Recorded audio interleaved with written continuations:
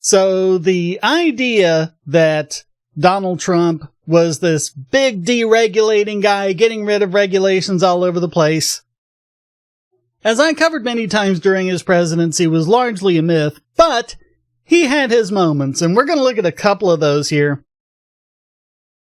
That Biden has actually turned back and re-regulated, much to the harm to the people, and we'll see all about this. Two different stories here at Reason. This first one is about the gig economy, and we all know how much that Biden and Hillary and Obama hated the gig economy, hated the fact that, people could just decide to drive for Uber or not, or set their own hours or everything, because then they as politicians couldn't pass rules that, put the screws on their life, and they couldn't force them into unions and things like that, so.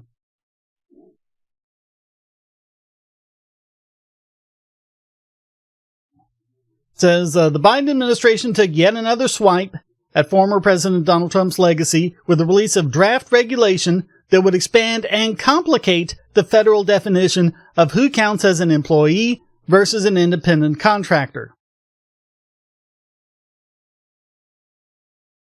It's the latest spat in the war being waged in states across the country, most notably and notoriously California. Of course, it's always California. Why is it always California? When does it sink into the sea again? Can't happen soon enough for me. Over how to classify Uber drivers, tattoo artists, and opera singers as gig economy arrangements have grown in relation to traditional employment. Organized labor, of course, and liberal lawmakers have tried to lump as many workers into the employee bucket as possible in order to guarantee more people the overtime pay and benefits that come with that designation. Yeah, I'm sure it's all for their case, right? Never mind the fact that they say that's not what they want. Because I'm just going to read the next part. Those efforts have often provoked rebellions from gig workers themselves and the companies they do business with, who object to the added regulation and rigidity that comes with being an employee.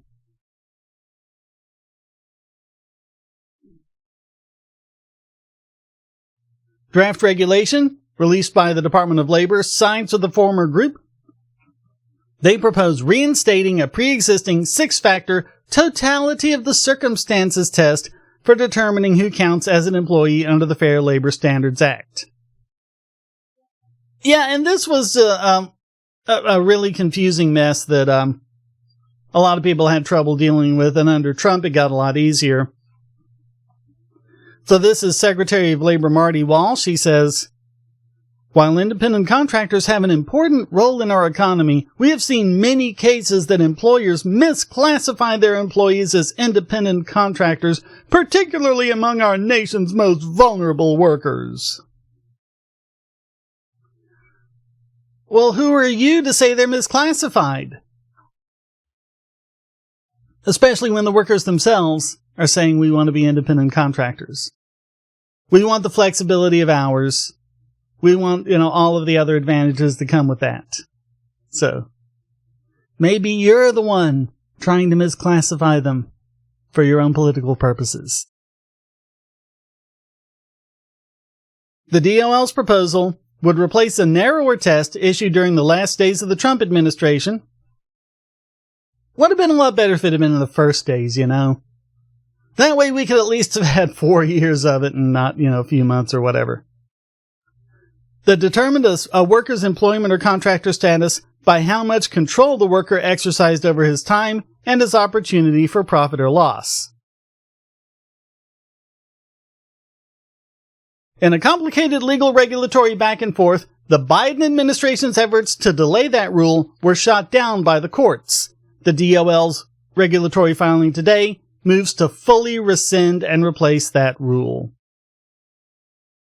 And one of the biggest problems with the economy in general when government starts monkeying around is the uncertainty of it. You need to be able to go into business knowing what the rules are, and stuff like this gets in the way of it. So like David French of the National Retail Federation says, The current rules clearly define the difference between employees and independent contractors, providing much needed legal certainty for employers, employees, and independent contractors alike. The changes being proposed by the Labor Department will significantly increase costs for businesses across all industries and further drive already rampant inflation. Contractor associations have objected too. This is Ben Brubeck of the Associated Builders and Contractors. We're deeply disappointed that the Biden DOL is moving forward with a proposed rule that will disrupt legitimate independent contractors, which are an essential component of the construction industry.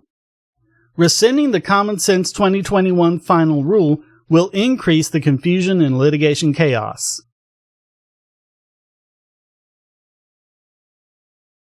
And a couple paragraphs down, you have Sean Higgins, labor policy researcher at the Competitive Enterprise Institute.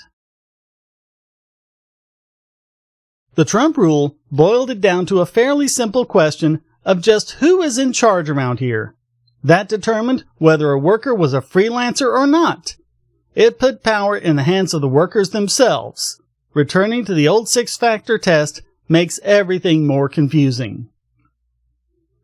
So, yeah, that's the point of regulation. They want power. They don't care about you. They're going to say, oh, well, we're doing it for you vulnerable workers. Well, I don't think you people are all that vulnerable.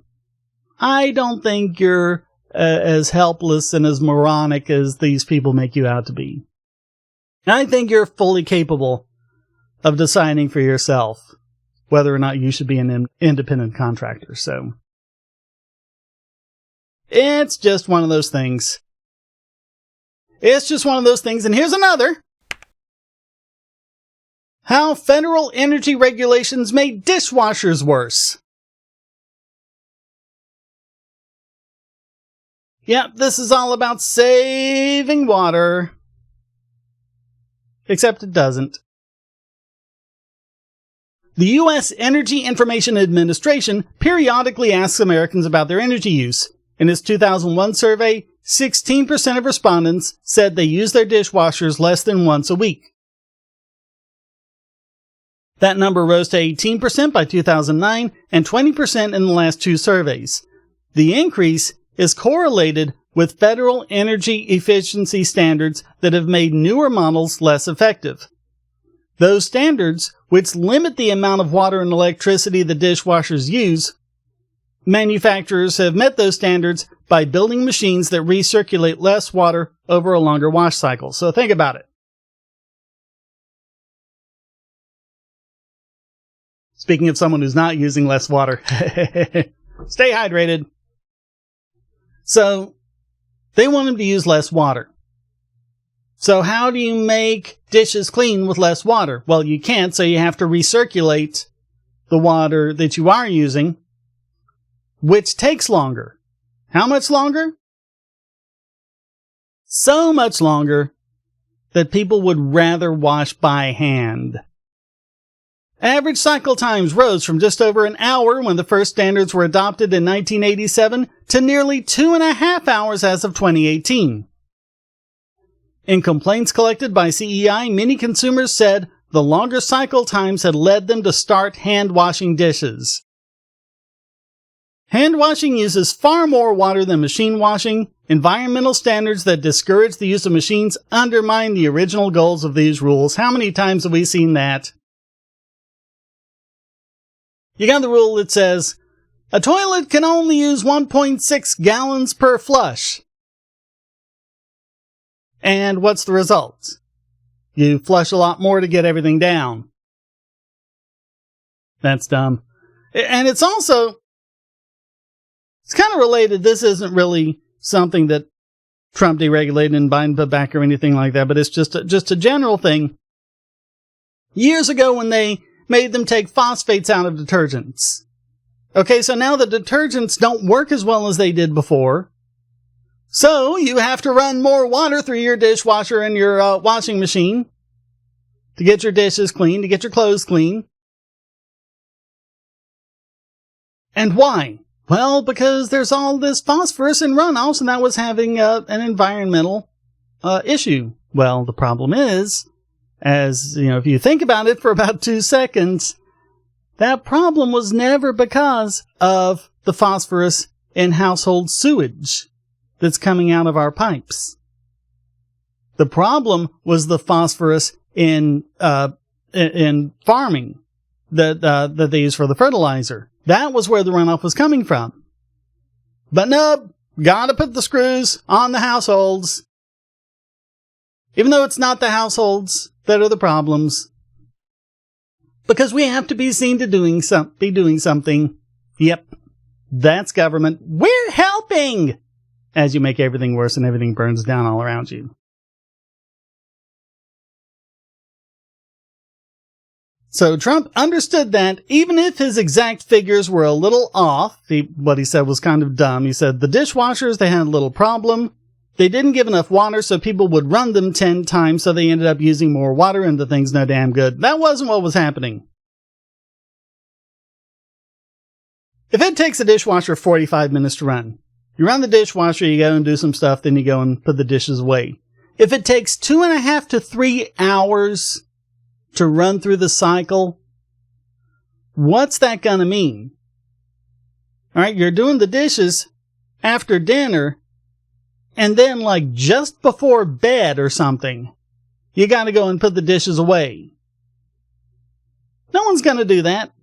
Or what, you wait till morning and you're having to put dishes away while you're getting your coffee and everything and getting ready for work? Or you wait until entirely the next day and put them away before you just get them dirty again, making dinner again? No, people aren't gonna do that. They'll just hand wash because it's faster. Which again, uses more water. So, the Trump administration briefly liberalized dishwasher standards, but the Biden administration quickly reimposed the old rules. Millions of Americans will now spill needless gallons of water down the drain by cleaning their dishes in the sink, while a machine that could have done the work for them sits sadly handicapped and idle. But that's how it is with government regulation. That's how it always is. It doesn't solve the problem. It usually makes it worse.